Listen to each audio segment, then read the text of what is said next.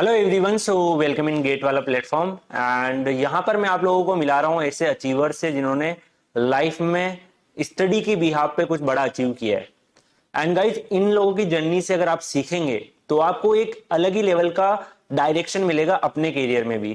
क्योंकि कहीं ना कहीं गाइज, जब मैं अपने प्रिपरेशन स्टेज में था तो मुझे भी जो लास्ट ईयर के अचीवर्स थे जिन्होंने अच्छा रैंक हासिल किया है, उनसे मुझे कुछ ना कुछ सीखने को मिलता था। मे बी उनकी स्टडी हैबिट क्या थी, उनका टाइम टेबल क्या था, उनका डेली रूटीन क्या था, तो वो सारी चीजें हमें सीखने को मिलती है।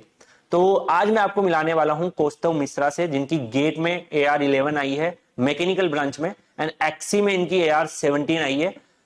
कौस्तव के बारे में अगर हम बात करें तो काफी एनर्जेटिक हैं। एंड आज उनका एक्सपीरियंस जानेंगे कि उन्होंने क्या क्या ऐसा यूनिक किया था जिसकी वजह से वो इतना अच्छा रैंक लेके आ पाए। तो hello Kaustav, how are you? I am fine Kuldeep sir, how are you? I am also fine. So Kaustav, मैं आपसे जानना चाहूंगा कि सबसे पहले तो गेट जो है उसकी इंपॉर्टेंस आपको कब समझ में आई? गेट की अगर मैं बात करूं तो गेट के बारे में मुझे कॉलेज में पता चला था। कॉलेज में जब मैं सेकेंड ईयर के एंड में था तब मुझे पता चला कि गेट करके एग्जाम होती है जिसको दे के आप फर्दर स्टडीज़ के लिए जा सकते हैं, एमटेक के लिए, या और आगे आपको अगर फर्दर स्टडीज़ करनी हो। और उसके बाद आप एक पीएसयूज जैसी जो बड़ी प्रेस्टिजियस ऑर्गेनाइजेशंस होती है गवर्नमेंट की, उसमें भी आप जॉब ले सकते हैं। तो सेकेंड ईयर के एंड में मुझे पता चला था और थर्ड ईयर से मैंने गेट की तैयारी स्टार्ट कर दी थी। ओके। सो लाइक एक होता है कि कोई बच्चा जस्ट स्टार्ट किया गेट की प्रिपरेशन करना, तो क्या उसका रूटीन होना चाहिए, मतलब कैसे उसको प्रोसीड करना चाहिए गेट गेट के फील्ड में? अगर कोई भी इंसान है, अगर कोई भी बिगिनर है, उसको सबसे पहले स्टार्ट करना चाहिए कि उसको अपने बेसिक सही करने चाहिए। क्योंकि अगर आपके बेसिक सही होंगे तो उसके ऊपर आप बिल्डिंग ब्लॉक्स आराम से बना पाएंगे and then you can get to a very good level. तो सबसे पहले आपको बेसिक्स पे काम करना चाहिए और बहुत ही ज़्यादा टाइम देना चाहिए कंसेप्चुअल क्लैरिटी अटेन करने में। तो ओके। तो बेसिक्स के बारे में आपने बात करी। मेरे अकॉर्डिंग लाइक बच्चों के दिमाग में कहीं ना कहीं ये कंफ्यूजन रहता है कि 11th 12th की जो हम फंडामेंटल सीखते हैं, ऐसे ही फर्स्ट ईयर में कुछ फंडामेंटल सीखते हैं, क्या वो इम्पोर्टेंट होते हैं गेट की प्रिपरेशन में? सिमिलरली कुछ बच्चे जो होते हैं वो डिप्लोमा से भी आते हैं। तो आपके अकॉर्डिंग क्या जो 11th 12th के फंडामेंटल्स है, मेस है, उसकी इंपॉर्टेंस होती है गेट की रैंक लेके आने में?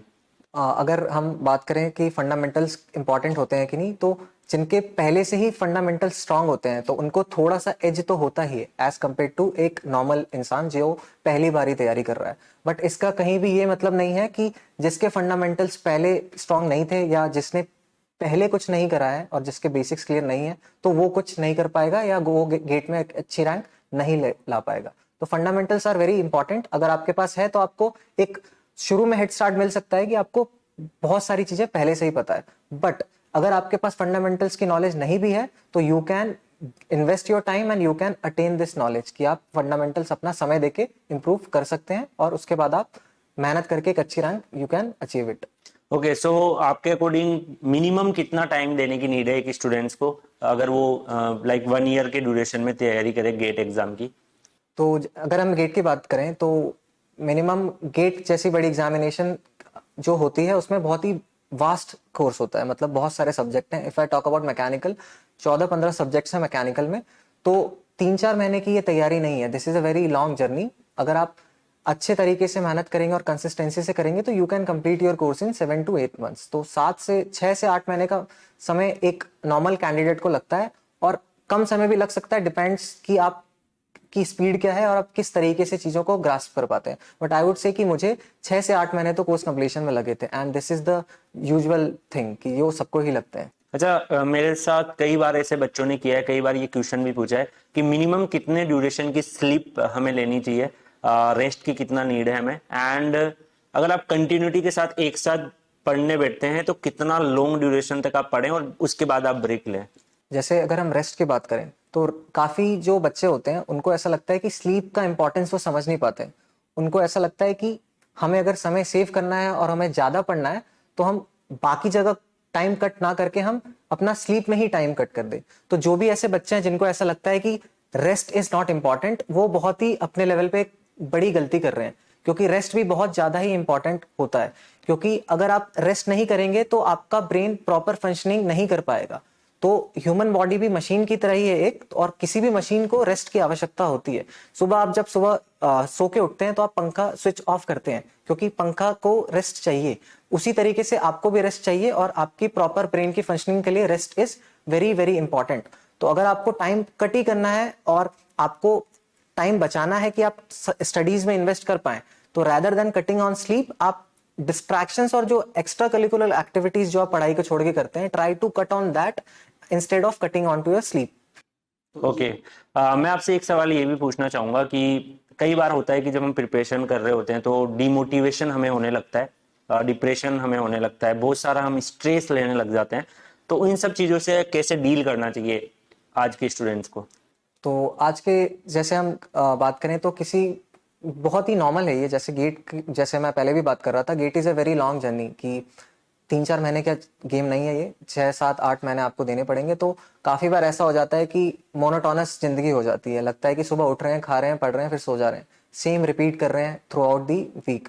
तो काफ़ी बार मोनोटोनस हो जाता है। तो जो मैं तरीका यूज़ करता था, मैं ये यूज़ करता था कि मैं अपने आप को कुछ समय पढ़ने के बाद, जैसे कि हम मान लेते हैं कि एक वीक मैंने अच्छे से पढ़ा, तो उसके बाद मैं टाइमली रेस्ट भी अपने आप को बॉडी को देता था कि मैं 2-3 दिन रेस्ट करूंगा और मैं उस समय दूसरी चीजों में अपना समय इन्वेस्ट करता था जो मेरी हॉबीज थी और इसमें थी।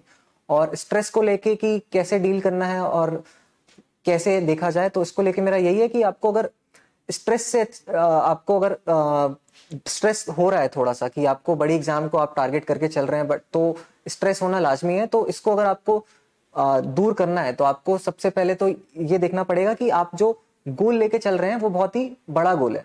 तो प्रेशर फील करना, स्ट्रेस में रहना और मोनोटोनस फील करना, this is the part of the journey. तो आपको इसको part and package of the process he consider करना पड़ेगा कि ये पार्ट ऑफ द जर्नी है और इसको आपको अपने दिमाग में रखना ही पड़ेगा। और अपने गोल के बारे में आपको क्लियर रहना पड़ेगा कि आपका जो गोल है वो बहुत बड़ा है, तो this is the part and parcel of the process, तो ये होना ही है, तो आपको इससे डील करना सीखना पड़ेगा।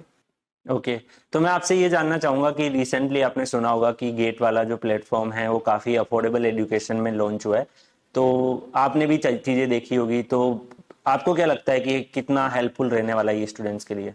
जैसे मैं अगर गेट वाला की बात करूं तो मैं यूट्यूब मैं देखता हूं, तो यूट्यूब के थ्रू मुझे अलग सर को मैं देखते आ रहा हूं काफ़ी समय से, जब से उन्होंने स्टार्ट किया फिजिक्स वाला, जब से वो शुरू में स्टार्टिंग डेज से ही मैं देख रहा था।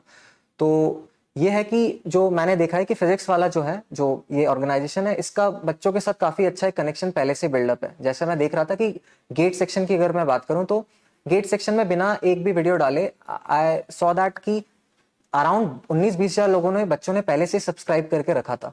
तो पहले से ही बहुत सारी एक्सपेक्टेशन है और पहले से ही जो जेई बच्चे निकाल के रखे हैं उनके साथ पहले से ही फिजिक्स वाला का जो कनेक्शन डेवलप करके रखा है, तो वो अब गेट में भी हमें देखने को मिलेगा।